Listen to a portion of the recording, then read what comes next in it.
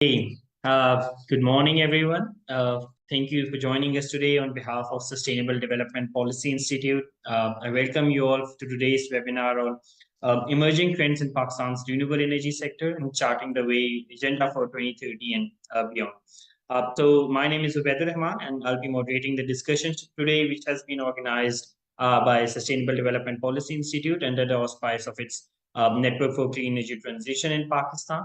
So today we have been joined by some subject experts. As for a very quick introduction of our speakers, we have been joined by Ms. Sadia Tata, the Chief Marketing and Communications Officer at K Electric, and she'll be giving us a keynote very shortly. We have also been joined by Mr. Irfan Ahmed, an energy consultant. He's also has done some substantial work around the renewable energy. He'll also be giving us some discussions and dialogues and a brief presentation on how localization could actually makes sense. We have also been joined by Mr. Fazan Wahi. He's also a renewable energy expert and has done a lot of work around the wind energy development, addressing its curtailment issues. We've also been joined by Dr. Khalid Wali, who's currently working as a research fellow at STPI. Dr. Khalid is also an energy economist and has been doing a lot of work in the energy sector of Pakistan. We will be, in the meanwhile, joined by Abu Bakr Ismail Saab. I think he'll be joining us up somewhere around 11:30. So we'll again go towards that. So I think that before going towards the technical discussion, let me just quickly set some of the housekeeping rules. Along with the Zoom, today's session is being live streamed on Facebook, LinkedIn, and X. Request the speakers to switch on their cameras, especially when they're speaking, if their networks allows that to do so without any disruption. This dialogue will be recorded and the video will be posted online. You're all welcome to revisit the discussion and feel free to share it with the new networks as well. And I think one of the very key points that we do invite questions from our audience and colleague at the end or as the session goes as well. So please feel free to write them in the chat box or in the Q&A box. Or even if someone wants to actually speak, they can also raise their hand by clicking on the right tab. So also have the chat box open in a window, so you can also indicate the how you actually want to highlight your questions. So I think this today's discussion, that is the renewable energy sector. Let me just quickly set a very brief background over here. I mean, if we very quickly take a quick stock of the developments that have happened during the past year, I mean, taking lead from the 28th session of the Conference of Parties, COP28, the third Belt and Road Forum, and other high-level events as well, we can definitely see that there is a need as well as a shift that is going towards the renewable energy resources. I mean, the COP28 marked it was the first global stock trade of the Paris Agreement, and along with very key developments we actually had around the loss and damage fund, energy efficiency, not so much, but some developments around the carbon markets, biodiversity. But one of the most prominent things that came out of COP28 was also that the parties did agree to what we should call so-called the transition away from the fossil fuel systems. And the tripling of renewable energy, though not agreed by all the parties, will also came at one of the very key developments through these negotiations.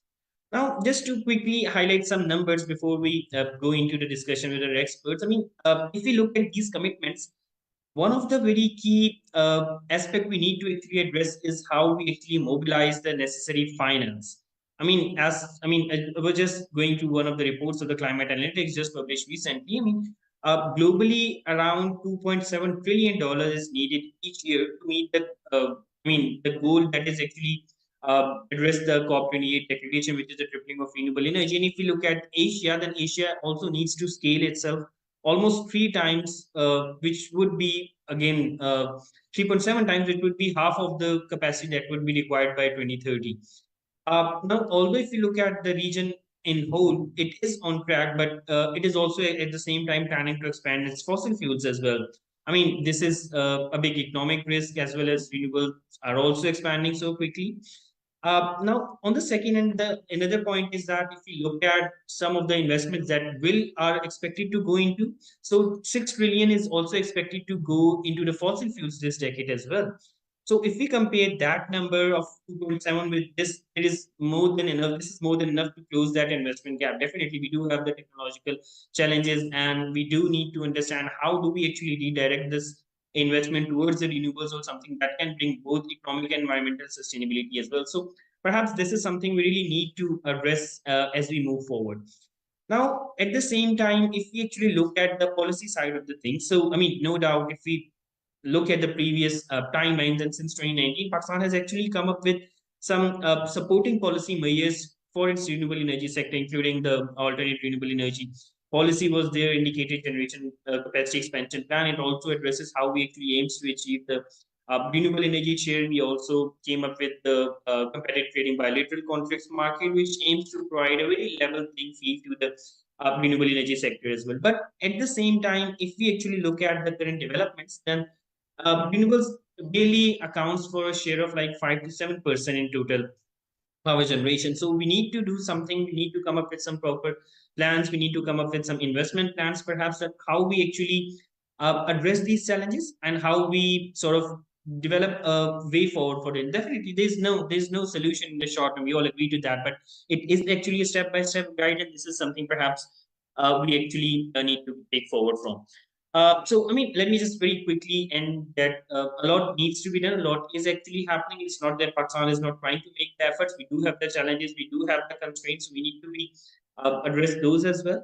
So, this is something we'll actually be looking at. Today we'll try to highlight some of the good initiatives that have been taking. What are some of the plans of Pakistan, and also some. I mean, let's just focus on what the solutions going forward are. So with this, we can go towards discussion. But let me, as the first invite Miss Sadia Dada from K Electric for her keynote address. And Sadia will actually really looking forward to listening from you, like what the how the investment plans of K Electric looks like, and how K Electric is actually dealing with the overall sustainability aspect, and what how renewables are actually incorporated within your planning as well. So with this, thank you so much again, Ms. Sadia, for joining us. Yeah, over to you. Thank you. Assalamu alaikum, everyone. Thank you so much, Ved, for setting the stage. जो बात आपने की कि हमें ये तो अब एक non-negotiable point है that we need to include renewables in our generation mix, and this is right for the planet. Energy sector के लिए ये थोड़ा मुश्किल है because it's far more complicated. And it's also I think the second point जो आपने बात की, it has to be a step by step journey. हम immediate scale भी नहीं कर सकते और हम इसको deny भी नहीं कर सकते. COP28 सच्ची बात है. You know, there was a lot of conversations that happened. There are a lot of criticism as well. I was fortunate enough to be part of the conversations that happened in Paris. I was part of that dialogue with my previous employer, Unilever. And really that sort of वो जो tone setting और pace setting वहाँ पर हुई थी, तो मुझे अभी भी लगता है कि there's a lot of gaps that the world needs to sort of you know make commitments. जो intention वहाँ की है, हमें अभी भी बहुत कुछ करने की जरूरत है. With that, I'm going to talk a little bit about you know what K Electric is doing in our capacity as a business and as a sector that has the potential to have significant impact on Pakistan's GHG emissions. So I'm just going to talk a little bit about our investment journey. Before I go into it, हमें दो तीन चीजें power sector के बारे में शायद समझने की जरूरत है. The first one is कि जी आपका जो ये सेक्टर है, इसके अंदर जो landscape है, you've got predominantly government owned and power plants and distribution companies, and most of them work in isolation. The distribution एक अलग इदारा चलाता है, transmission का एक अलग setup है, all reporting to the government but working separately. K Electric जो है, it's the only one that's private, and it's also the only one that looks at the end-to-end chain in this area. तो जो power sector की जो mechanics है पाकिस्तान के अंदर, उसके अंदर एक इन्वेस्टमेंट प्लान और एक टैरिफ सेटिंग का एक एक्सरसाइज होती है, and that happens every couple of years. What basically means is that in 2023, which is when my tariff control period पिछला expired and the new one came in, every certain number of years you have to go back. So today I need to know what my generation mix should look like in 2030. We submitted this plan to NEPRA. So our tariff 7-year का control period होता है, and in those 7 years you have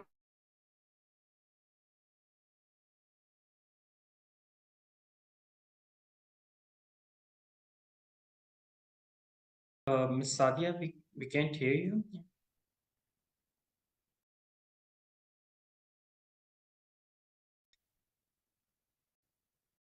Uh, can anyone else hear Miss Sadia? Okay.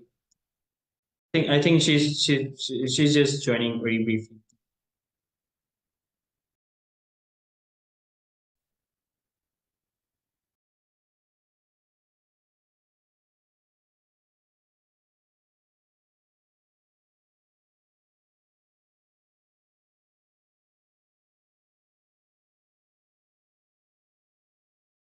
Sorry, I think I got disconnected. No worries, no worries. Yeah. So I'm just going to talk about the fact कि जो tariff control period होता है उसके अंदर in my put my screen back up. उसके अंदर उसकी जो पॉजिटिव चीज होती है वो ये होती है कि आपको प्लानिंग का मौका मिलता है। उसकी लिमिटेशन ये होती है कि जो प्लान आपने जमा करा दिया फिर आप उसके पाबंद हो जाते हैं। सो 2016 में फॉर एग्जांपल 2014 के अंदर के इलेक्टेड सबमिटेड अ प्लान, उस वक्त की ग्राउंड रियलिटीज के हवाले से था। वो 16 से लेके 23 तक का पीरियड को कवर कर रहा था। और फिर हमने 2021 में we started working on the next 7 years। 2 साल so you submit the plan, then there's deliberation, we're still in the middle of those deliberations। 2021 ने बुलाया कि जी 2023 से 2030 तक हमारी जो जो सिस्टम की रिक्वायरमेंट्स हैं, जो कस्टमर की नीड्स हैं और कस्टमर की प्रोफाइलिंग कैसी है। सो बेस्ड ऑन दैट हमने कुछ चीजें फैक्टर इन की पिछले सेशन की लर्निंग से भी। I want to really talk about the fact कि हमने जब एड्रेसिंग की तो उसमें कुछ की कंसिडरेशंस ना कराची की प्रोफाइल टोपोग्राफी और उसका जो एक मिक्स है उसकी आती है। Karachi slightly different from the rest of the country in the way that people consume their power. While शायद आपको रेस्ट ऑफ द कंट्री में रात के 2 बजे 3 बजे जो है वो थोड़ा सा पीस मिलेगा।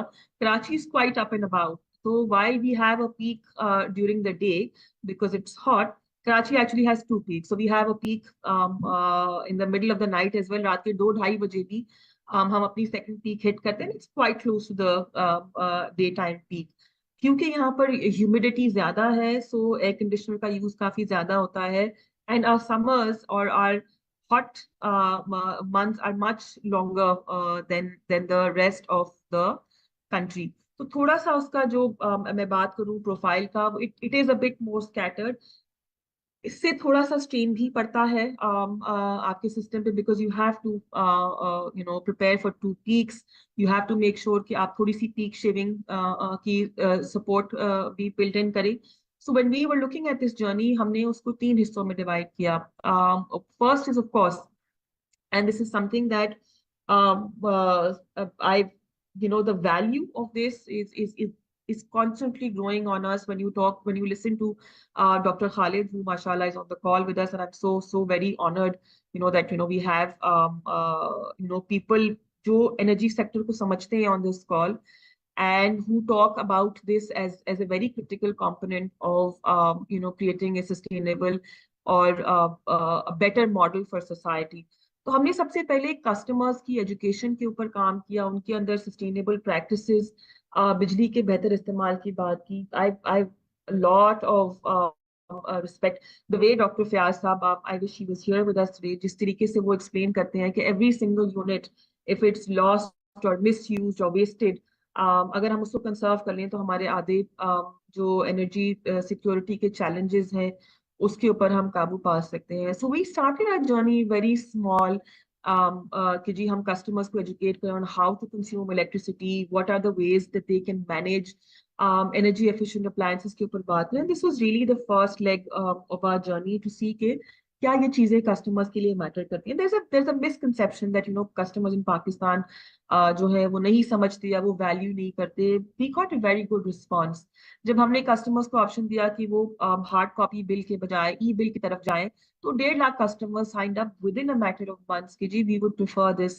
सो there is significant awareness and uptake at the customers and कि जी हमें जो है माहौल से दोस्ती और अच्छे इकदामात के ऊपर इंटरेस्ट है। ये जो इमेज है 1 यूनिट का मतलब क्या और कितने कंजम्पशन से आपका कितना बिल बनता है, this is one of our most seen content. और जो हमारे कस्टमर केयर में जो कस्टमर्स आते हैं दे वांट टू अंडरस्टैंड कि हम किस तरीके से अपनी कंजम्पशन बेहतर कर सकते हैं. So there is an appetite and we started our journey from here. जो दूसरी हमारी जर्नी और शायद सक्सेस का हिस्सा भी था वो था कि जी पहला तो आपने कस्टमर एंड के ऊपर काम किया, लेकिन आपकी वैल्यू चेन जो आपका ट्रांसमिशन और डिस्ट्रीब्यूशन नेटवर्क है, when electric was privatized, this had significant gaps, which basically meant that for more than 40% of the power that was being produced was being either stolen, lost. जो theft और wastage था वो इतना ज्यादा था कि no matter how much effort you put in generation, जो customer के पास पहुंच रहा था, it was 40% less than what, and it was not financially sustainable. So K Electric launched an aggressive upgradation plan to make sure that our transmission and distribution infrastructure was better. उसमें investment किया, so we added a lot of grids. We added a lot of technology for real-time monitoring. K Electric is the first utility जिसने smart meters 100% deploy किए हैं for industrial customers, so that we can catch where pilferage is happening, where wastage is happening, where leaks are happening, and we can plug those leaks. Alhamdulillah, today K Electric's T&D losses are at 15%, which is within the NEPRA specified benchmark, and we're the only ones to do that. There's still room to go, but with the landscape and topography of Karachi and the fact that almost 40% of the city आज भी जो है वो mushroom settlement, कच्ची आबादी और informal settlement है, क्योंकि ग्रोथ यहाँ पे बहुत ज्यादा है. आज भी बहुत ज्यादा लोग कराची आते हैं सेटल होने के लिए. Post 2021 floods, we've seen a large influx of people in Karachi, and when they come in, electricities are now a basic necessity. It is right up there in the welfare needs of people. With food, with education, with health, you need to have electricity to be able to survive in today's world. Everybody has a mobile phone. Everybody needs to be online, and वो वो expectation कि जी आप इसके बगैर you will be able to advance in your social life, that expectation is no longer valid. So we invested in our transmission infrastructure, and we made sure that it was ready and prepared for the next wave of power structure. जो renewables के साथ आपका grid की जो reliance होनी चाहिए या resilience होनी चाहिए, उसके ऊपर हमने काफी काम किया. So which is where we're now in the next phase of our journey, where we can make sure that we can add renewables. तो जब हमने मैपिंग की कि क्या हमारे सिस्टम के अंदर what does the demand look like, so by 2030 we expect कि डिमांड जो है कराची की वो 5000 मेगावाट तक होगी. Today it's approximately 3650. So we're seeing a 30% growth in the power demand, and there are obviously several studies and internal assessments that are behind this number. But we expect that by 2030, Karachi will be using 5 gigawatts of power on an average day. Peak demand थोड़ी ऊपर नीचे हो सकती है.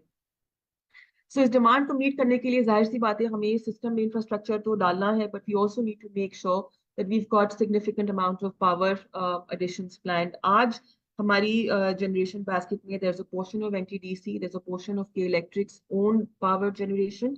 उसकी जो fleet है, so total मैं कहूंगी हमारी ability is approximately 4000 megawatts, but some of our plants are powered by natural gas, जिसकी अवेलेबिलिटी हम सबको पता है कि वो बहुत मुश्किल हो गई है in current times. So we've got some plants which we will either need to invest and reconvert them into something else, or sort of find other ways to support electricity. Peak demand is still going to be a little bit higher. अगले 7 सालों में जो हम expansion देख रहे हैं, दो तकरीबन 2200 मेगावाट की.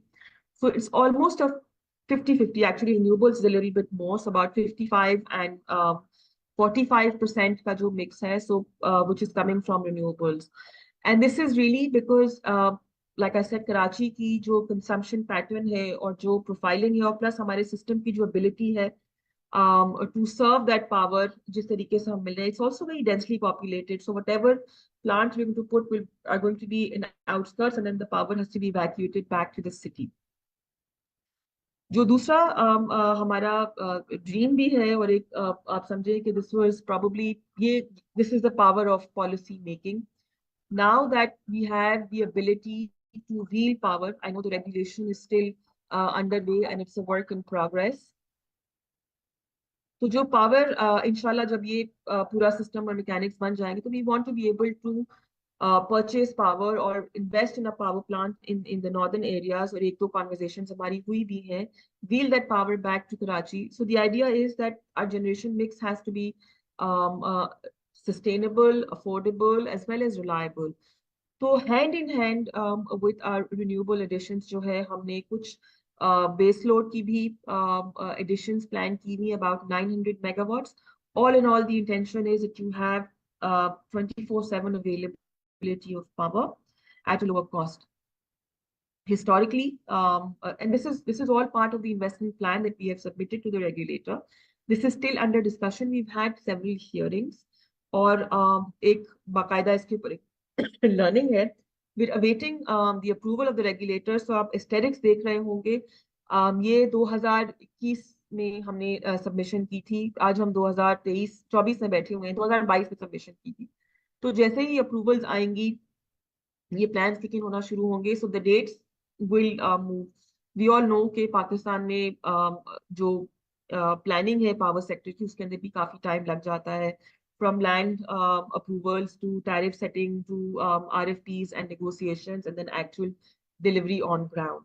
Keeping all of that in mind, this is what the plan looks like. I will reiterate that of this 2200, approximately 1200 megawatts, close to 1200 megawatts coming from renewable, जिसमें solar, wind और hydel तीनों शामिल हैं.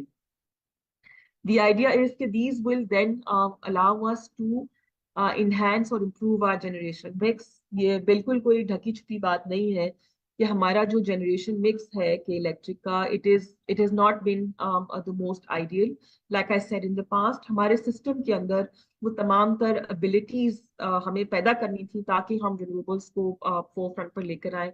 आज अगर मैं बात करूं, today the system has 94% reliance on imported fuel. This would have been different if natural gas had been available. तो आपके पास local fuel मौजूद होता और शायद हमारी इतनी reliance ना होती. अगर हम देखेंगे कि by 2030 how this is going to shift, and this is what it is going to look like inshallah in 2030. The idea is कि this is again a road map. हमारी कोशिश ये होगी कि हम हाइड्रिड के ऊपर अगर कोशिश करें तो हम उसके ऊपर ज्यादा megawatts unlock करें. That's dependent on regulation, and that's also dependent on the fact कि हाइड्रिड के जो projects होते हैं पाकिस्तान में, they're slightly more long term. So while we may not be able to land one in 2030, we have that mindset that, because that's also one which has lower levels of intermittency and more of a base load than perhaps wind and solar. तो इस mix को सामने रखते हुए we expect that almost 30% of my generation reliability will become renewables. This is really our roadmap for the future. अभी भी हमें लगता है कि हम इसके ऊपर काफी इम्प्रूवमेंट्स कर सकते हैं, बट हमने देखा है उन ममालिक में जहां पर बहुत ज्यादा heavy reliance on renewables can also be a bit of a problem, particularly in the context of climate change. I go back to the beautiful statement that Ubaid mentioned. It has to be iterative. It has to be sustainable. At the end of the day, if our customer is not happy, or if the customer is having significant I would say interruptions or frequency of interruptions increases because our supply is not as reliable as they expect it to be, we will suffer. जो आपका सबसे बड़ा challenge है power sector में, वो आज भी financing है. अगर आपका कस्टमर नाराज होगा और आपकी ability to pay back your debts compromise होगी, so then your ability to also scale up will be compromised. So this is really a vision that we feel will allow us to create a path for a sustainable future in line with our customers' needs, their consumption patterns, their behaviors, as well as the expectation that their power experience will improve over the years. So we're expecting a 30% increase in our customer base, a 30% increase in demand, and we want to make sure that in this growth, our renewable share also grows equitably. That's the end of my conversation. I hand back to Ubaid, and I hope I didn't go over time. No. Thank you so much, Ms. Sadia. That was so enlightening, and I'm really pleased to see the investment plan and how it has been more focused towards renewable. Ms. Sadi, if you could just very quickly respond to, there has been one question that if you could shed some light on the smart meters initiatives taken by KE, and if you think there has been any impact coming from that initiative. Yeah, if you can just very, very briefly touch upon that. Sure. Smart metering जो है, we started this journey a couple of years ago. Today, 100% of our industrial connections are connected by smart meters. Also, at every single PMT. So each PMT, which is a value chain, so your power comes from grid to your feeders, and then either transformers or substation level. So at every point before it goes into the meter, we've installed smart meters. They tell us in real time three things. One, if there is an anomaly in the power consumption, which means कोई interruption आई है या वो fault आया है या किसी ने उसके साथ कोई छेड़खानी की है, so the consumption is going up and down. It helps us monitor the system in a more real time way. So if you spot it, अगर fault आया है, the team is dispatched quickly, and the fault is restored, which sort of brings down the downtime for the customers. अगर consumption ज्यादा हो रही है, then we will know that somebody is on a little bit of hanky panky. उससे होता क्या है कि साथ वाले इलाके में कोई आबादी आके बसी है, उसने अपना कुंडा लगाया है, and it kind of एक देखें डिस्ट्रीब्यूशन ट्रांसफार्मर सबस्टेशन सबकी कैपेसिटी होती है. When you exceed that capacity, वो खराब होगा या वो जल जाएगा या वहाँ के लोग जो है वो परेशान होंगे. So we make sure that we take corrective action immediately. So this helps us establish a more robust governance system. जो हमारे इंडस्ट्रियल कस्टमर्स हैं, they have a heavy consumption, और उनके लिए उनका अगर 1 मिनट का भी डाउन टाइम एक्स्ट्रा होता है तो उनको तो नुकसान होता है, हमें भी बहुत नुकसान होता है. So this allows us to, before they tell us that, power is off, somebody has to pick up the call, wait कि जी कोई फोन उठाएगा, हमें बताया जाएगा, हमें उसी वक्त पता चल जाता है. तो we monitor them at the back end and make sure that if there's anything going on at their end, we know immediately, and we dispatch a team. सो इसकी वजह से होता है कि आपकी सिस्टम की सर्विस बेहतर होती है, कस्टमर एक्सपीरियंस बेहतर होता है, और कि अगर फॉर एग्जांपल प्रोसेस इंडस्ट्री है, इंटरप्शंस वहां पर आती हैं, तो उसका एक इकोनॉमिक इम्पैक्ट भी होता है. So overall smart metering, it's a better way to manage the system. It creates speed, it enhances governance, and ये नहीं होगा कि जी महीने 2 महीने बाद आपने जब वहां स्पॉट चेक किया तो आपको पता चला कि जी यहाँ पर कोई ऐसी चीज हो रही जिसको एड्रेस करना है. प्रिवेंटिव मेंटेनेंस के अंदर इसका बड़ा हाथ है. सो यू कैन प्रिडिक्ट कि जी this feeder requires maintenance before वो जल जाए. आप अक्सर पढ़ते हैं कि जी ट्रांसफार्मर जल गया, खराब हो गया, 2-2 हफ्ते से टीम नहीं आई. तो ये चीजें जो है ये हमारे सिस्टम के अंदर के इलेक्ट्रिक सिस्टम के अंदर इस वजह से मिनिमाइज हुई. I hope Yes, that definitely. helps. Thank you. Thank you so much, Ms. Sadia. This has been extremely helpful and also to understand how the investment plan of K Electric looks like. And I think as we go towards the panel discussion, I would also request Irfan Saab, Dr. Khalid and Fuzan Saab to also briefly respond on the K's investment plan if they have anything to perhaps address on those lines as well. So I think now with this, I'll be coming to you, Irfan Saab, when we're actually talking about some of the trends in the renewable energy sector. A lot needs to be again done. We need to be, we need to make sure how to make things inclusive. So with this, I'll be coming to you to also shed light on how do you think the decentralization or even the localization of renewable energy industry in Pakistan could make a substantial case. So with this, Irfan Saab, I'll be handing it over to you. Thank you. Okay. Yes. Thank you, Matt. Can you hear me? Yes, you're I'll perfectly. keep my video closed. Yes, okay, I'll perfect. keep my video closed. Okay, then there's some issue with the audio. So, well, the topic is emerging trends. And recently what we have seen is that SIFC has decided that KE will take 300 megawatts of category 3 wind projects, and the solar will be handled separately after the IGCEP has been approved in April 2024. So the first thing I would observe, or I would say, is that I didn't see these 300 megawatts in KE's expansion plan. Expansion from about 3,500 megawatts to 5 gigawatts, the 5,000 megawatts.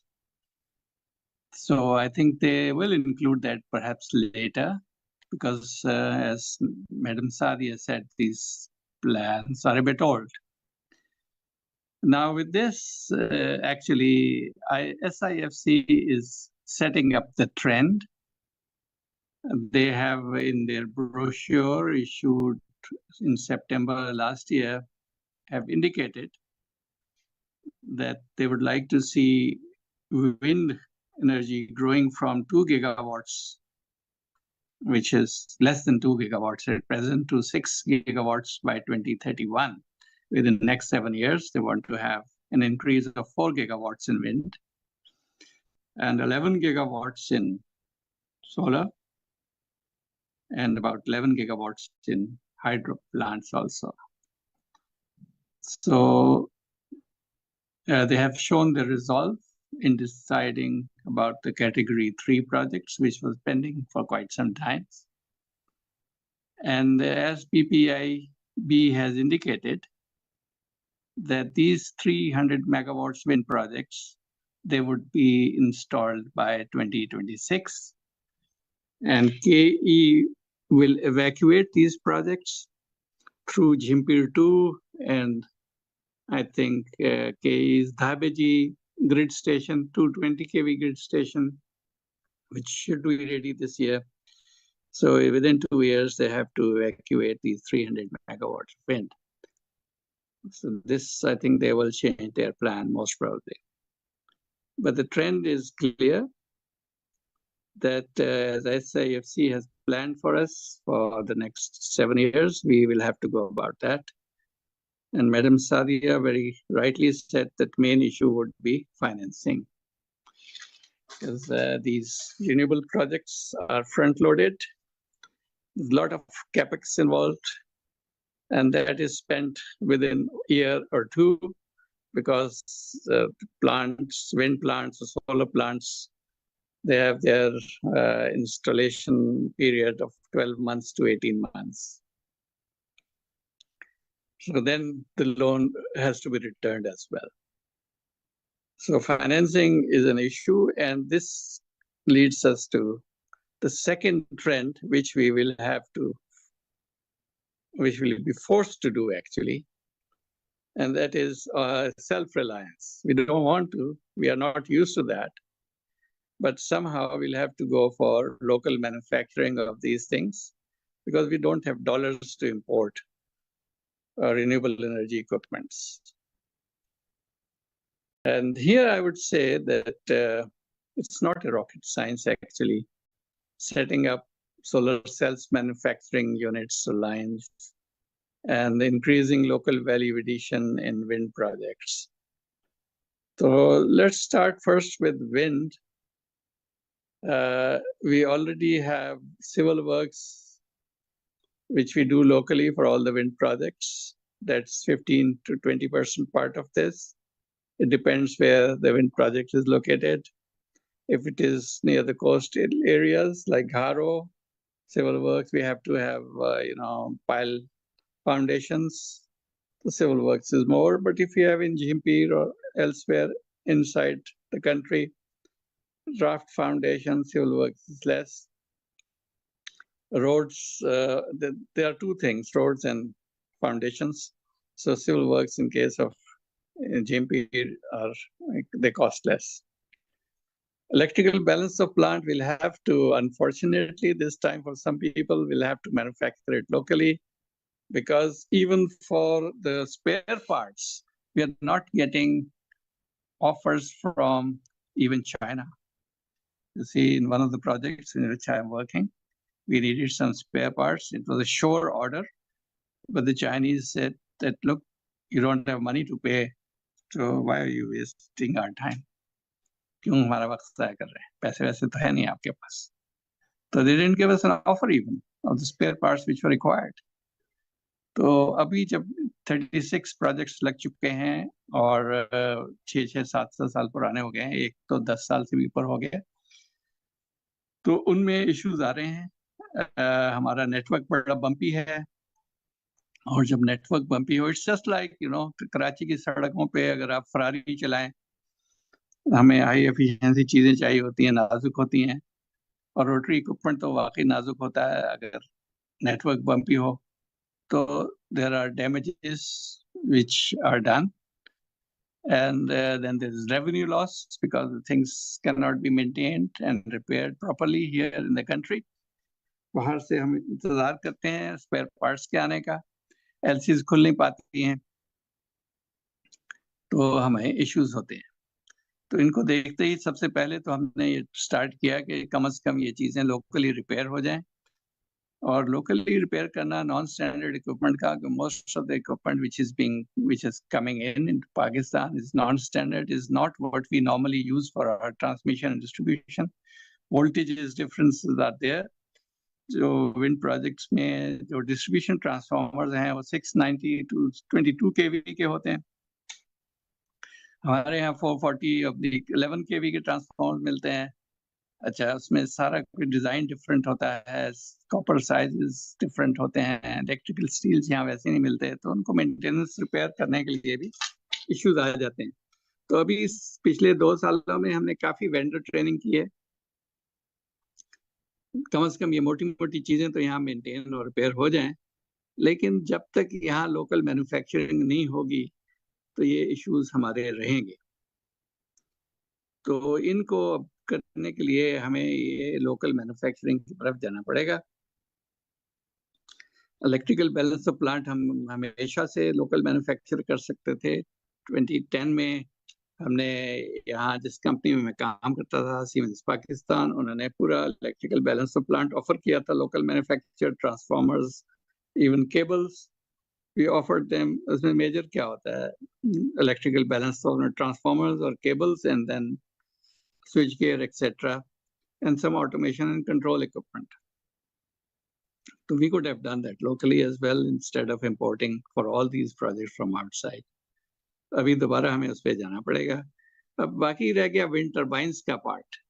तो wind turbines का जो है part है, उसमें अगर concrete towers, steel towers की जगह हम कंक्रीट टावर्स बना लें, जो हमारे पास एक्सपर्टीज भी है और मटेरियल भी सारा यहाँ है, crush, cement, steel, everything is available. And near the site where we are setting up wind power projects, Gharo corridor जो है, तो वहाँ अगर हम ये लगाएंगे और कंक्रीट टावर्स यूज करें तो उससे प्रोजेक्ट की लाइफ भी डबल हो जाएगी, क्योंकि लिमिटेड होती है लाइफ विंड प्रोजेक्ट की because of steel towers. 20 years के बाद फटीक वगैरह की वजह से वो वाइब्रेट करते रहते हैं, तो वो फिर यूजेबल नहीं रहते और कोई इंश्योर भी नहीं करता। इसलिए विंड पावर प्रोजेक्ट्स की जो टर्म है वो 20 साल की है। अगर हम कंक्रीट टावर्स लोकली मैन्युफैक्चर्ड या प्रीकास्ट या ऑन C2 बनाएंगे तो उनकी लाइफ जो है वो 20 साल से 40 साल उनकी लाइफ है, वैसे कैलकुलेटेड लाइफ। तो लाइफ डबल हो जाएगी, तो LCOE, लेवलाइज कॉस्ट ऑफ इलेक्ट्रिसिटी जो है वो आधी हो जाएगी। तो जो हम अभी विंड में 5 सेंट्स के करीब कैलकुलेट करते हैं, वो 2.5 सेंट्स में भी हो सकता है काम। तो लोकल मैन्युफैक्चरिंग ये फायदा होगा, और इससे लोकल वैल्यू एडिशन जो है, अगर टावर्स आप लोकली बनाना शुरू कर दें और कंक्रीट के टावर्स लगाएं, से एक फायदा तो ये होगा कि हब हाइट्स आप इंक्रीज कर सकते हैं, अब 100 मीटर जा सकते हैं, क्योंकि वो स्टील के अगर हो तो बहुत महंगे पड़ते हैं। फिर हैवी लिफ्ट होती है, ट्रांसपोर्ट करना, चाइना से लाना, उनको यहाँ बहुत महंगा पड़ता है। सब यहाँ लोकल मटेरियल है, इनको बनाएं, 70% लोकल वैल्यू एडिशन हो जाएगी। तो वी कैन, जो भी SIFC का प्रोग्राम है कि 4 गीगावाट हमने ऐड करना है, कैन बी इजिली डन। तो इसी तरह सोलर में भी है। सोलर में अगर हम सेल्स वगैरह मैन्युफैक्चर करें, सोलर लाइंस लगाएं, they are this not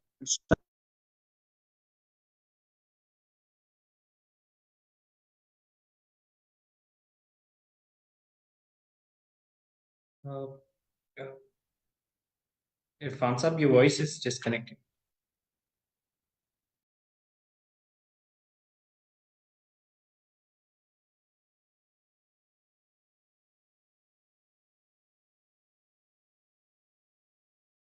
I think Irfan Saab is disconnected. So in the meanwhile, just let me just okay. He's back. Irfan Saab, can you hear us? Hello, can you hear जी, me? please जी जी आप वापस आ गए, आप please continue Irfan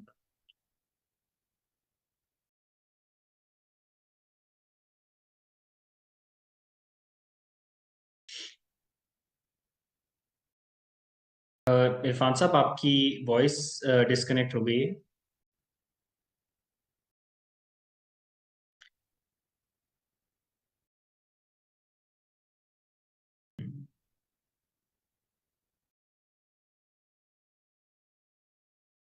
Chale, in the meanwhile, I think Irfan Saab is rejoining. If I can just invite Dr. Khalid to, as of now, come in. Yeah, well, there was ji ji some. Ji. You're audible. आपको आवाज आ रही है?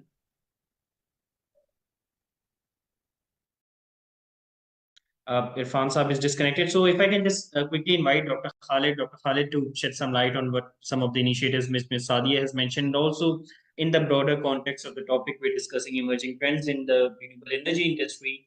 किस तरह से इसको align करना है with the goal of the tripling of renewable energy. If it needs to be aligned or if it's not, then we can also look at financing is again coming up one of the major challenges. कौन से ऐसे alternate financing mechanisms हमारे पास exist करें या I think perhaps Pakistan needs to further explore if we are to delve into this journey. So yes, over to you, Dr. Khalid. Thank you.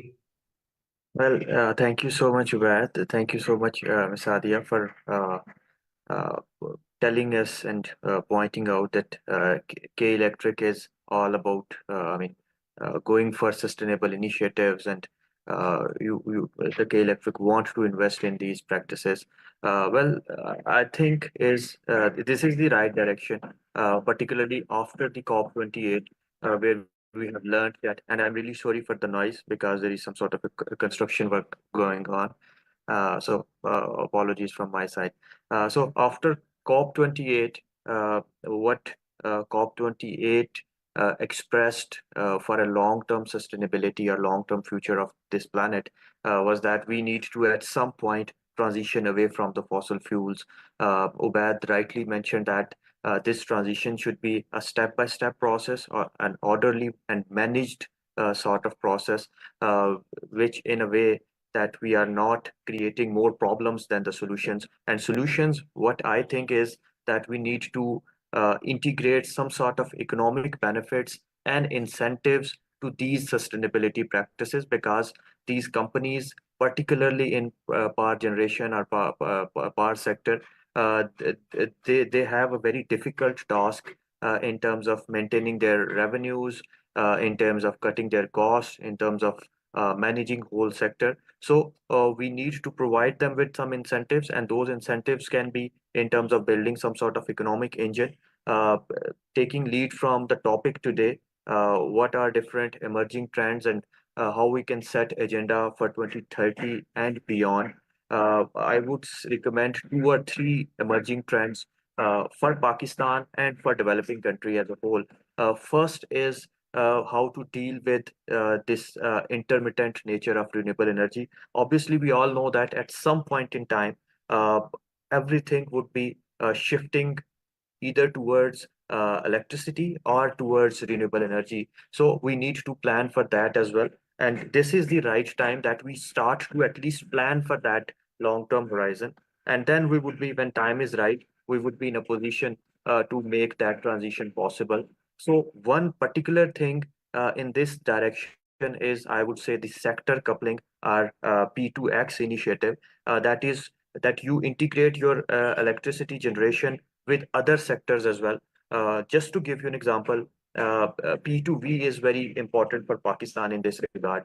Just to make context here, Pakistan import about 1 billion USD worth of oil each month, which is about 12 billion USD per year. If we save about 30% of it, 300 million USDs are saved per month, which translates into about 3.6 billion USD per year, which is equivalent to the amount that we are getting from the IMF. If we sort of link our transportation sector with renewable energy and with electrifications through sector coupling, that would not only solve our problem of intermittent nature of renewable energy, wind and solar, but also will bring some sort of fiscal and revenue benefits to the economy as well. So this is one trend that the world is going forward in the direction. Denmark has a very ideal sort of example in this regard, that they have uh, built this sector coupling in a way that is supporting the industries. It is building forward and backward linkages. They have this P2X Alliance initiative, State of Green initiative, where different industries, they sort of club together, and they uh, look for the synergies where they can get and they can couple their sectors. K Electric has a very vital part to play in this context.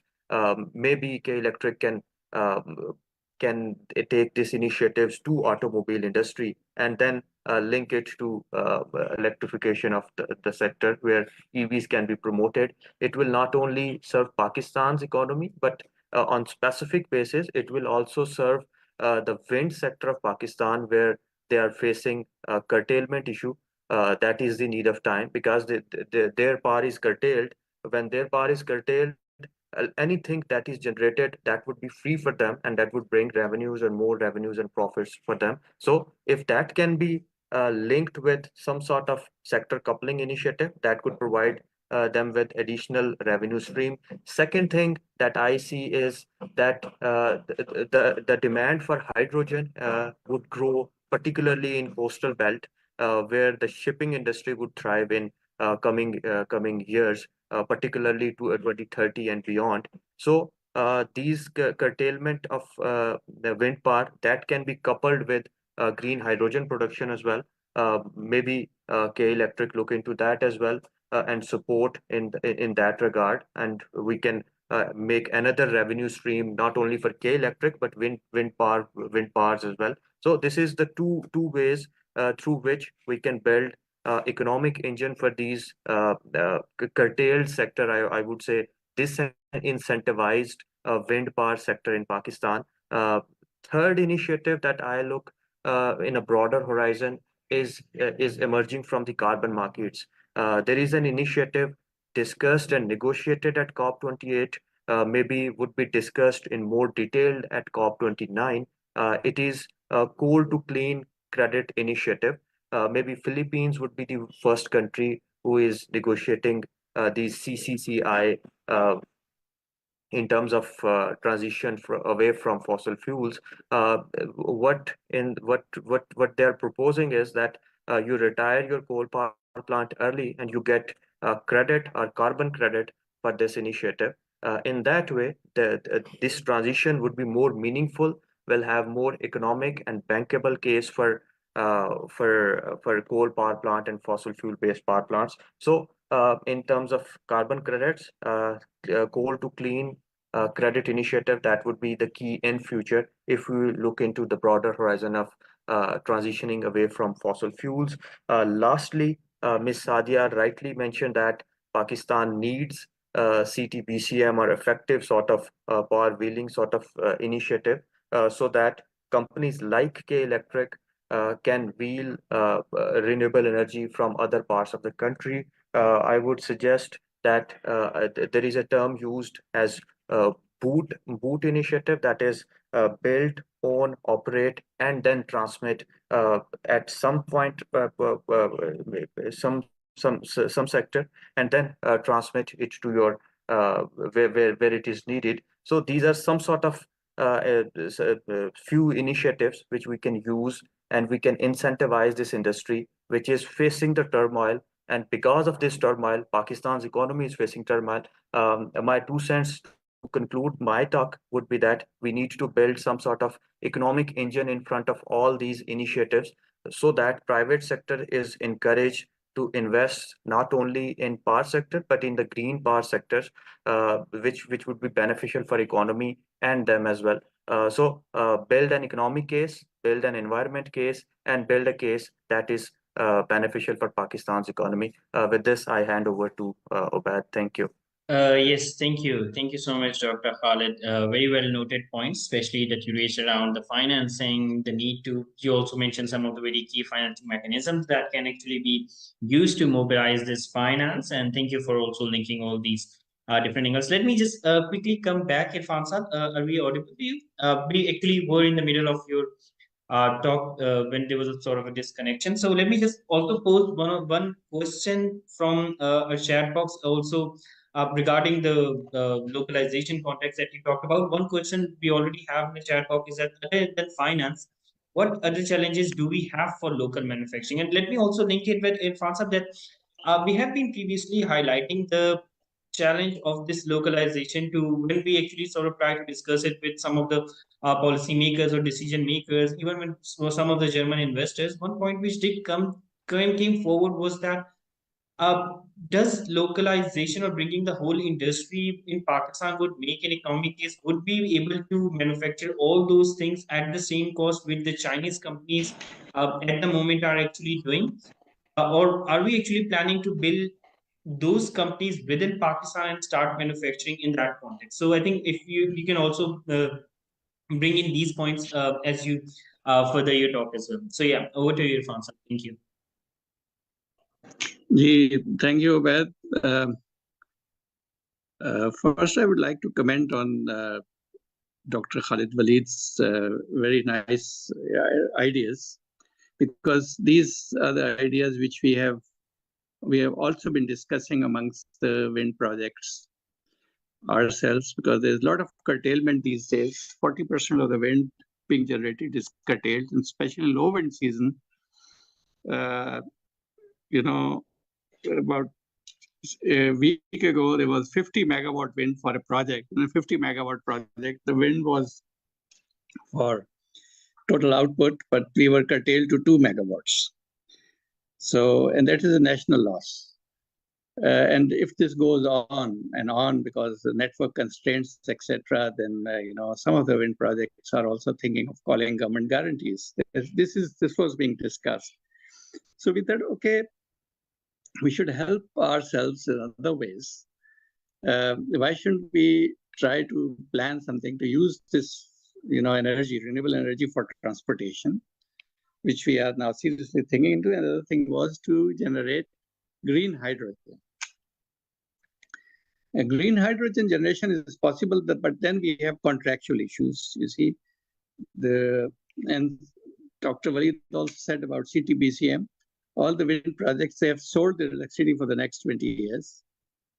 And the CTBCM is only for those new projects which can have some B2B, agreements.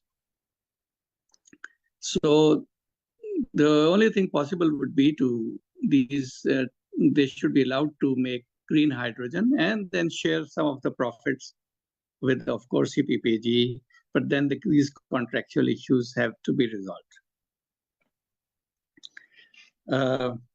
Now, coming to the question that was posed, or what other challenges we have got in local manufacturing. Well, actually, the challenges are multifaceted, and manufacturing may not be that difficult. Setting up of line and putting up some industry. The major issue is, where is the market? Do we have the market? How do we mitigate the risk? Do we have enough manpower available? Can we set up supply chains or vendor chains? So these are the issues which have to be taken up right now. This is the time where should we take up these issues before we start local manufacturing in 3 to 4 years. But then there's something which can be done straight away locally, like the concrete towers for wind projects, etc., or structures for solar projects. So, or perhaps setting up production of inverters by some private Chinese companies who are ready to come here. If there is sufficient local contribution. which I'm afraid we don't have. Our investors cannot raise 2% equity, but then if you want Chinese investment here, they would like to have 20% at least local equity into those projects. So these are the issues which are hindering local manufacturing. But these can be handled through a good policy making. And since you are a policy institute, Sustainable Development Policy Institute, so we can help the government to make some basic policy changes. For example, the policy should be Pakistan oriented, not import oriented. We should at least agree that renewable is distributed energy resource and should be handled by the provinces and even districts. We should go for mini microgrids and not for large institutions like NTDC or DISCOs. And perhaps we can also use blockchain for financial transactions, etc., without the use of banks. That could be coming in 20, 30 years, but we can think about these things. So small is beautiful. And I would say that renewables can be very effective in Pakistan if we handle them locally and make them small so that our investors can also come up. We shouldn't need banks. We should make some, and go to the stock exchange, make public offers and get money from the public and a share from the public. And also with that will come the sense of participation. Yes, thank you. Thank Yes, you. thank you so much. Thank you so much, Irfan. I must have you very well addressed the questions as well. And I also think that we have actually, since we have been discussing the localization issue as well as the wind curtailment issue with you, Fawzan, and other wind experts as well, bilaterally as well. And we are actually trying to push this agenda of both the curtailment as well as localization. Let's hope it goes forward. So I think this brings me to Fawzan Saab, to you, that you have been working in the wind energy sector for long, and I think some of the issues have also been recently highlighted in the chat box, that we're losing a lot of wind potential from Gharo and KT Bandar as well. uh, I mean, we've also heard today that there have been some challenges that we talked about, the wind curtailment issues as well. So, I mean, we have two questions from you, like, because, I mean, on one hand, we're actually saying that the curtailment is actually happening. One of the reasons, other than the grid, is also that the demand is actually not that much what we anticipated it to be. The industrial growth is not that much as well. So, firstly, how do you think? I mean, Dr. Khalid very briefly touched upon the sector coupling as well. So if you can actually sort of highlight how do you think that could actually make a very strong case as well? One of the challenge which we saw here was on the data forecasting for the wind power projects. If you like to respond to that, and also how do you think, I mean, going forward and coming to the theme we actually have over here, is that how do you think Pakistan can actually align with some of the very good global developments that are actually happening over the past, I mean, across the globe? What are some of the initiatives that we can sort of, I mean, bring in? And if you'd also like to add anything in response to the presentation by Ms. Sadi as well. Yeah, over to you for the answer. Thank you.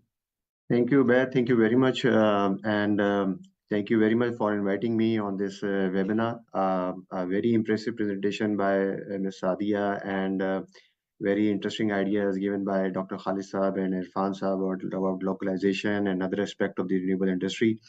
They have most of the parts about the curtailment have already been covered by Dr. Khalid and Irfan Saab, but I would add a few of my points, specifically about the curtailment issue, because this is one of the issues which currently the wind industry is facing.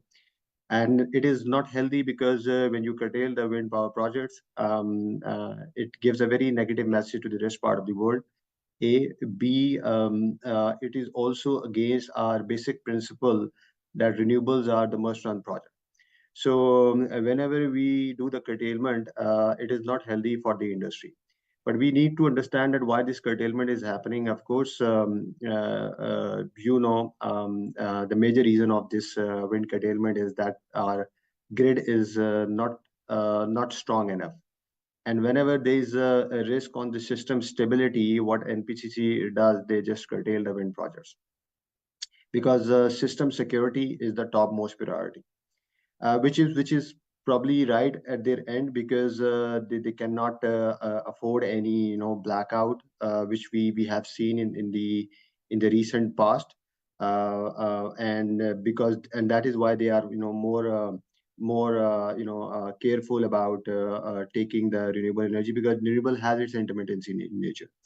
But yes, there are solutions available which government needs to work on. We know since 2006 that the wind projects are going to come in this corridor, and but whatever the investment has been done in the renewable, it is mainly done on the generation side, but not on the grid infrastructure side. This I just also like to add one more point here, because I was speaking to one of the project developer and he explained to me that in just 2023, approximately 9 point something gigawatt hour has been curtailed, which they could have been produced and add to the national grid. And if we just look into this 9.5 gigawatt hour, what does it mean? If an average consumption of a household annually approximately 3,000 kilowatt hour to 4,000 kilowatt hour, which means that if 9.5 gigawatt hour has been added to the national grid, it could have been supply power to approximately 2,500 to 3,000 houses annually. So you see, and I'm only talking about one wind farm, and this one wind farm, and there are 36 wind farm, and this is one of the project which is less curtailed, which I am giving you an example. There are many projects whose tariff is high compared to other wind projects, is being curtailed more. So you can have an idea that if one project curtailment had not been happened, it could have been produce how much energy. So if I put it in the perspective of percentage, so approximately for this wind farm, approximately 6 to 7% wind energy is being curtailed from the energy standpoint. From the time standpoint, I agree with the Irfan Saab comment, because this curtailment is happening since October. So from the time perspective, yes, maybe 30-35% of the time the wind industry is facing this curtailment challenges. This curtailment issue is not you can say is only for Pakistan. It is a worldwide issue, but the world has invested on their grid infrastructure, on the modernization of their grid, and we have seen many case studies. If you read the report of International Energy Agency 2023, they give many case studies where countries like China. In China, in 2010, the wind curtailment was 16%. Then from 2010 to 2022, they have invested $75 billion annually. Of course, China's scale is very big, but with this investment, they managed to reduce the curtailment from 16% to 13%. Similarly, we have another example as well in Germany also, because the wind resources are on the north side and the load center on the south side. But what they did, they started making investment on the small scale grid infrastructure, and they managed to reduce the curtailment to 2% in 2015. We also have an example in Ireland, Chile, in Australia, where they made some investment on the grid modernization. So that is what we also need to do. There are many recommendation has been given by many studies, like US studies available, World Bank studies available, JICA studies available, which talks about this installation of energy storage systems, war compensation, and modernization of the grid. So these are the recommendations available, but certainly investment and financing is one of the challenge which probably private sector should come forward. And now the question arises, why private sector would come forward when they are facing challenges on the generation side. This is also important because the confidence of the investor has been damaged badly. Their payment has been delayed by 365 days, not full, but partially. Their return on equity has been reduced. Their own payment has been reduced. So the investor confidence has also been damaged. But naturally, government should come forward and build up the confidence of private investor and give a clear message that yes, we are committed to our timelines, we are committed to our commitments, and then you can expect the foreign investor and local investor come forward and invest in the public-private project initiative, especially in the grid modernization or grid infrastructure. So these are the few of the recommendation we can take an example and take it forward, and not just physical change. There are also some of the changes we need to do on the policy and system planning level, like better forecasting. There are 36 wind farms, and all the wind farms are using their forecasting techniques differently. I mean, some are being used. Some are getting it forecasting from the consultant. Some are getting it in house. Some are getting it from the OEMs. And I'm assuming that the NPCC RCC level, they probably take an average of all these forecasting and make the plan accordingly. I am not sure, but this is my assumption. So if I give you an example, in Germany, what they do, this forecasting is being done by the utility companies. These utility companies work with different consultants, and they give weightage to those consultants based on their actual versus forecasting energy production. And quarterly, they just improve the weightage of those consultants, which has a better forecasting outcome.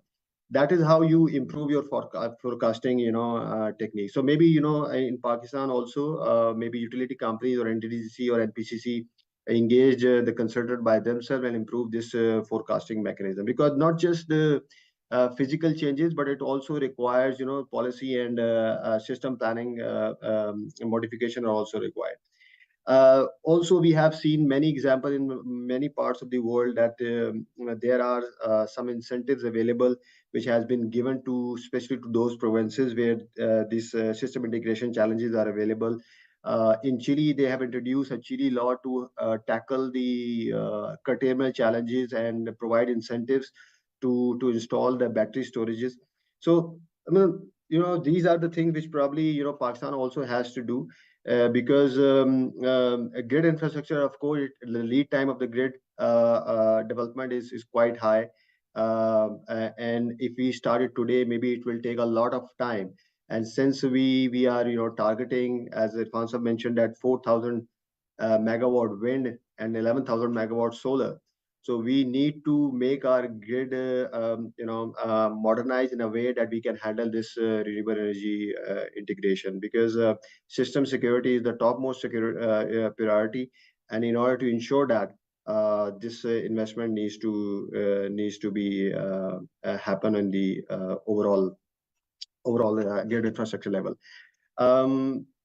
If you can give me more time, I can quickly cover up on the what can be done on Yeah, the sure, policy please front. go ahead. Policy front, yes, there are a few of the things which if we talk about what exactly the RE development in Pakistan can be brought in line with the global development. Of course, one of the thing is policy framework alignment. And as I mentioned earlier, that major thing is that you need to respect the commitment given by the officials about the timelines of the project. Because when you delay the project, since 2016, I've been hearing about the auctioning in the wind industry, and we are here in 2024.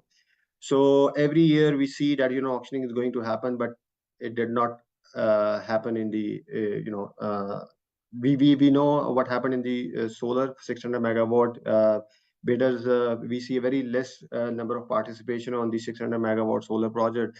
The major reason is, of course, there is a economic stability issue as well, but also what I see is the investor confidence has been damaged badly. So of course, when we say the policy framework environment, you need to have this practice the best policies, and try to provide the incentives so that to encourage the private sector to come forward and invest in our renewable sector.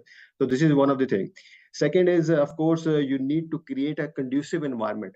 And when we talk about the conducive environment, naturally you need to give this feeling to not just the local developer but the foreign developers, that okay, this is the country which has the ease of doing business.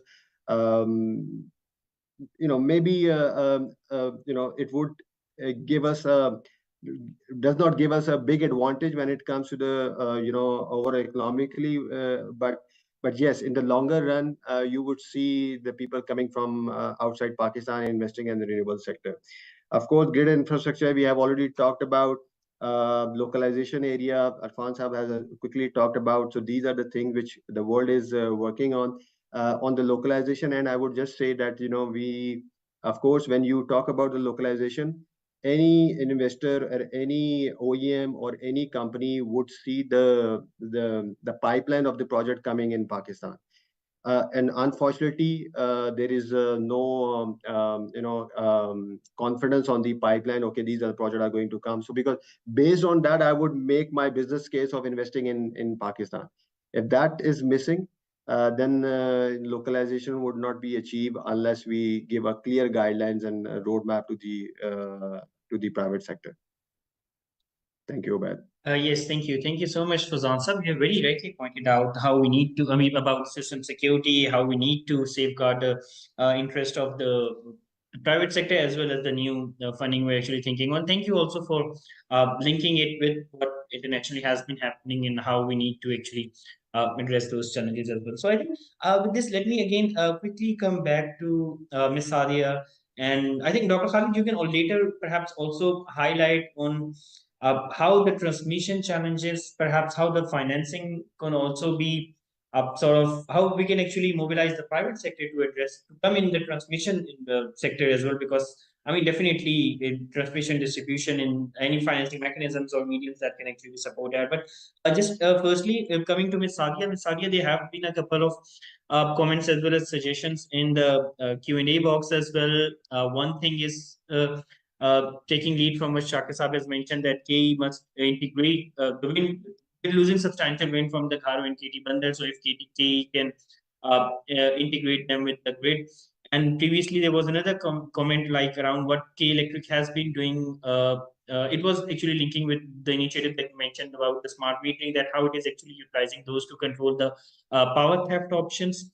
And also, I mean, any point that you would also like to respond to raised by Irfan Saab, Fazan Saab, Dr. Khalid as well. So yeah, coming to you, Ms. Saad. Sure. So I think for demand side management, wala I already addressed with what we're doing on the smart meters and aerial bundled cablings to reduce loss.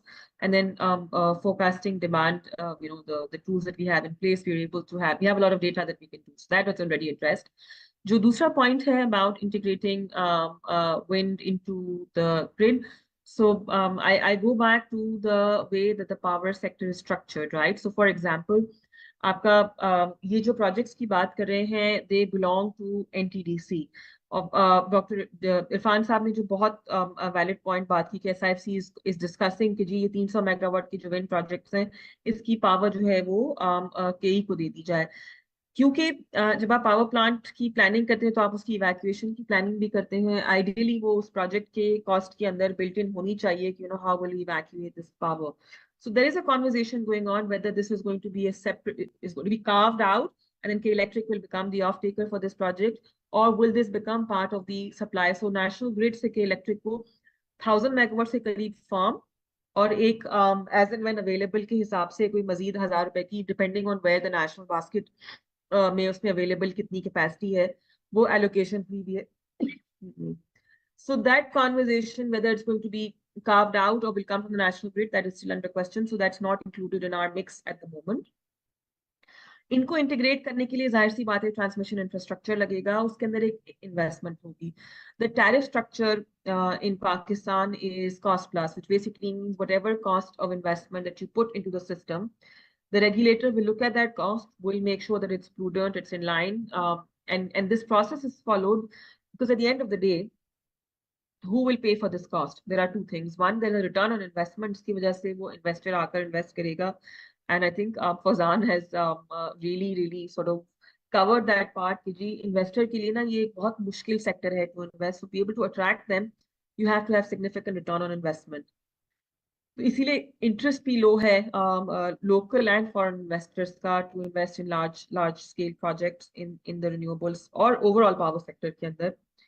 तो जब आप tariff की costing देखते हैं, so the currently जो tariff है particularly for K Electric is a cost plus tariff. So whatever I'm going to spend, will have to be in some way recovered from the customer, which is where we have to be extremely mindful that what we're spending has to have, optimal value कि customer पे बोझ ना पड़े. Already customers across Pakistan are reeling under the shock.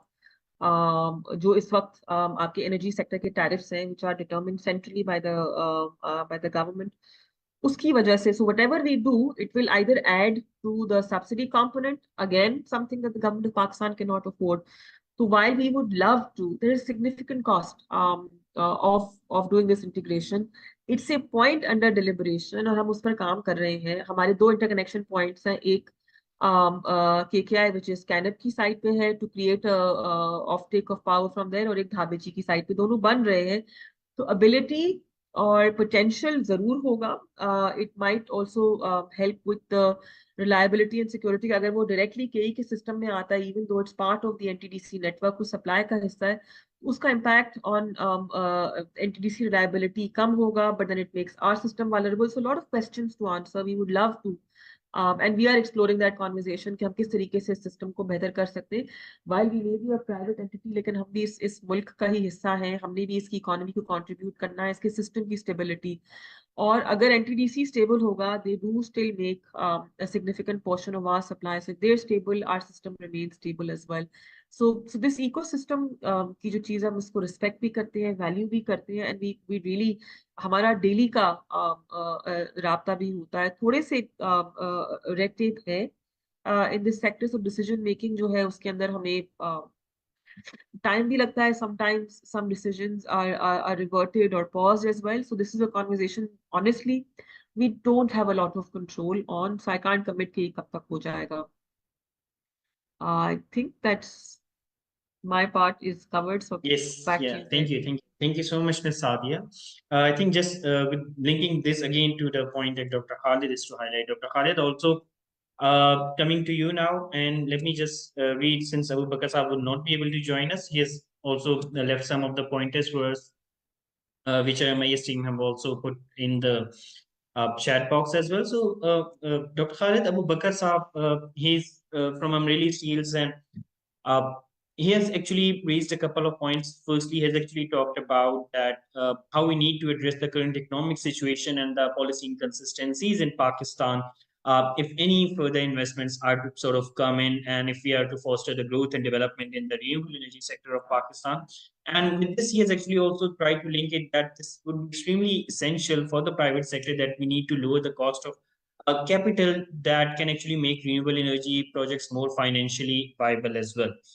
I mean, access to affordable capital will encourage perhaps more investors to participate in renewable energy initiatives, and which actually drives the sector's growth and sustainability.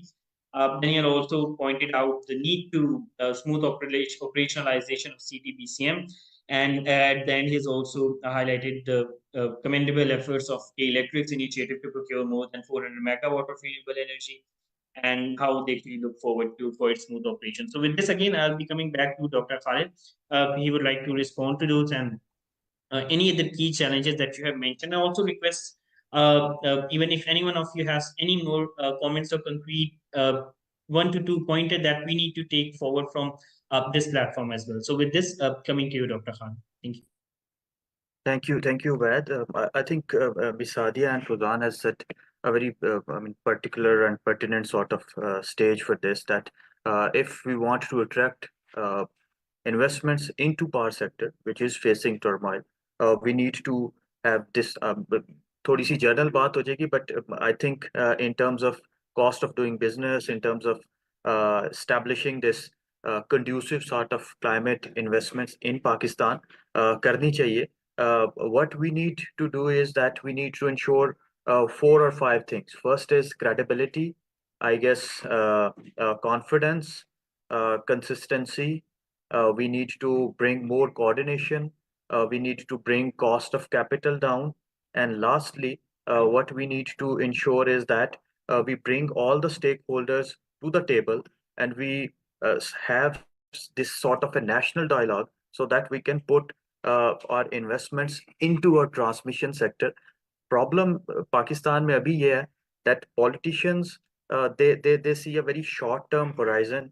जब भी वो investments की बात करते हैं in terms of political capital, building a power plant is more beneficial in terms of political capital than investing in transmission sector. I mean, आप लोगों को नहीं समझा सकते हैं कि मेरी गवर्नमेंट ने about 2 billion ट्रांसमिशन सेक्टर में इन्वेस्ट किए हैं, लोगों को नजर नहीं आएंगे, बट इन लॉन्गर पीरियड वो नजर आ रहे हो, but in short term if I build a plant और वो मैं लोगों को दिखा सकता हूँ, I have build this plant and this will bring रोशनी to your houses, so that seem as a tangible sort of political promise. So we need to have this national dialogue on investment coming into our transmission sector, because after all आज आके बात transmission site पे ही आ रही है पाकिस्तान में, given your geography, given your load centers, generation centers, they have a skewed sort of physics involved in it, कि आपके जो जनरेशन है वो साउथ में हो रही है, आपकी जो cheaper generation है that is happening in your north in terms of hydel plants, but your base load or your base centers, they are in the center part. So at one point we need to have this dialogue. इसके लिए हमें करना ये है कि अगर public sector investments हमारे पास नहीं हुई हैं, we need to mobilise private sector जो कि इस चीज को करे. Second thing, it should be coupled with I guess distributed generation models, maybe cities से स्टार्ट कर लिए जाएं. बेशक मैं थोड़ा सा फ्यूचरिस्टिक सॉर्ट ऑफ वे में बात करूं, but at some point in time we need to have a case study, have a showpiece model of a city which is distributed generative, powered by distributed generation, just like Karachi K Electric. So we can build on these sort of models. Maybe Gwadar can be our role model in this regard. We can make Gwadar as a city or as a port city where we can establish a distributed generation system, and we can have this, I would say, effective power system coupled with other incentives that I talked earlier, and Fozan Saab has mentioned those. So we need to have this national dialogue on transmission.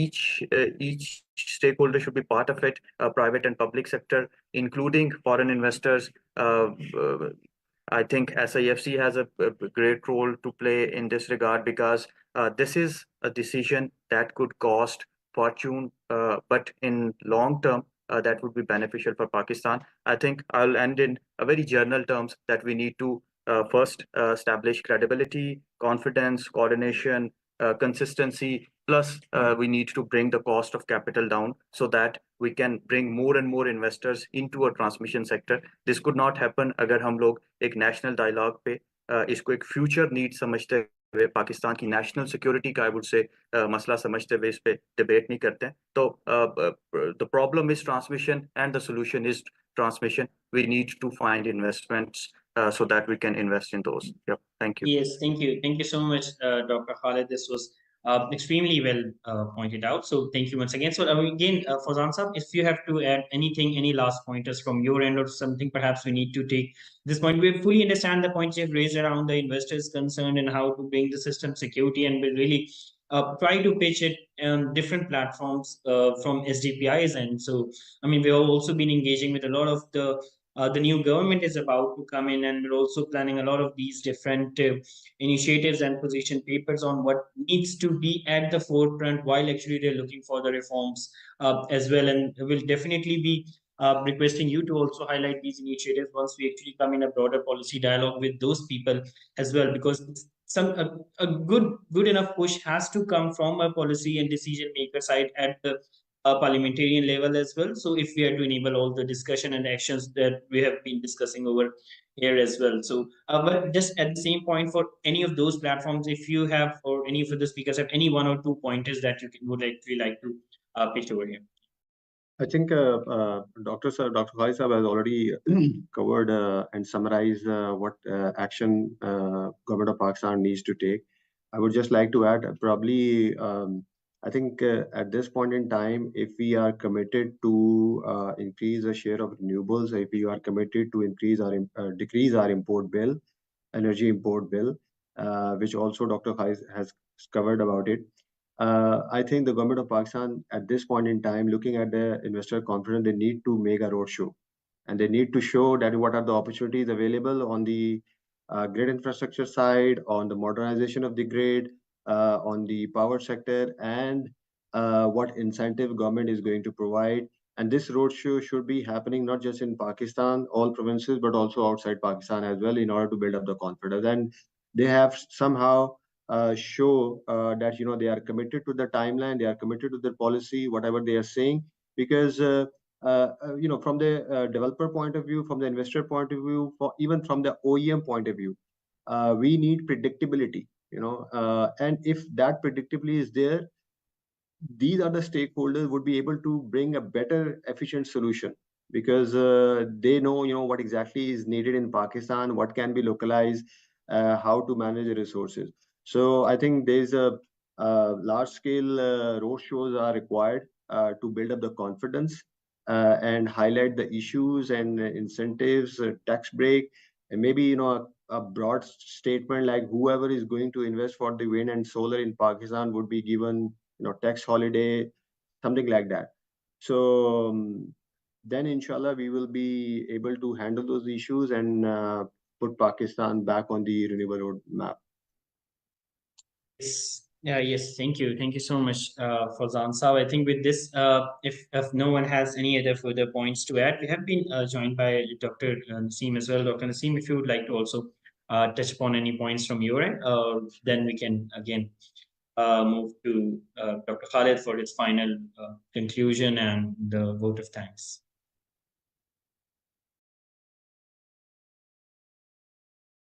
Yes, Dr. Naseem, you're not audible. I mean, we can see your mic is open, but we can't hear you. Okay.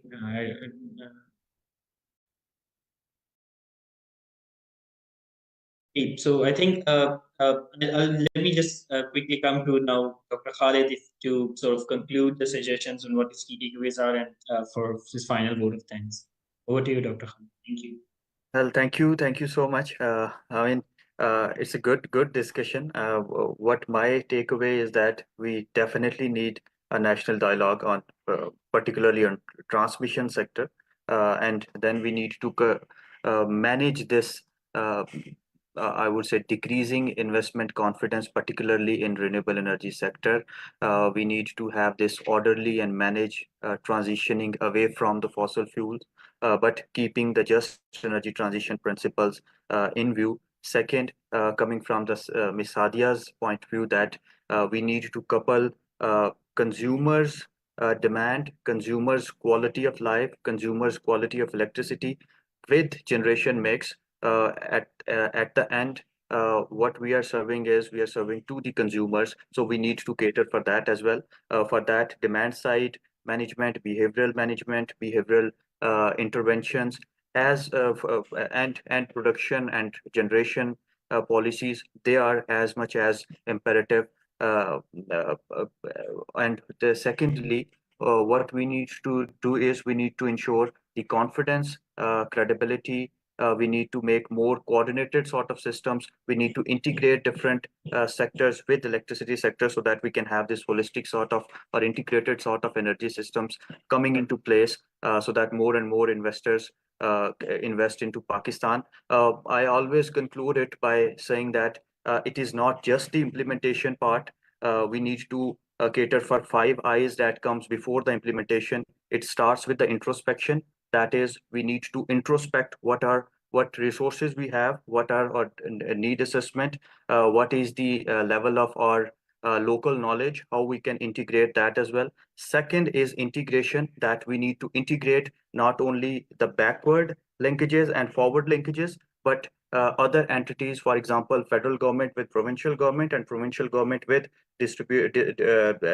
third tier, that is our local governments. Second integration is public and private integration, academia, research, policy, and industry linkages.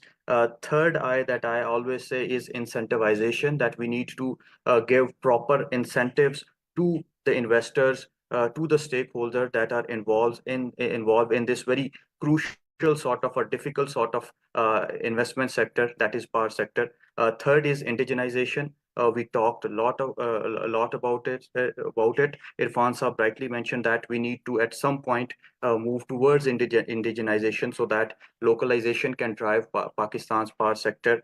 Another I is inclusiveness, which K Electric is, I guess, being the championing this initiative by including more and more community-centric approaches to their businesses. This is, I think, the way forward. We need to include more and more buy-in from the community so that they feel that they own this sector and they own this infrastructure, and they start to pay, and we bridge this gap between bill recoveries and system losses and so on and so forth. Then comes the implementation after all these eyes, which is important for in terms of political ownership. We need to have some sort of political ownership of these initiatives, long-term horizon, and learning from the best practices from other countries, but implementing in our very local sort of background and context. In that way, we would be in a way that we can implementing this in effective way. So with this, I thank Ms. Sadia K Electric for giving us this beautiful and effective sort of keynote. Mr. Fozan, Irfan Saab, Dr. Naseem, I would like to hear from you in future as well. Thank you so much, everyone, for joining. Back to you, Ben. Thank you. No, this is all. And thank you so much, Ms. Sadia. Thank you for Zansab and everyone for joining us today.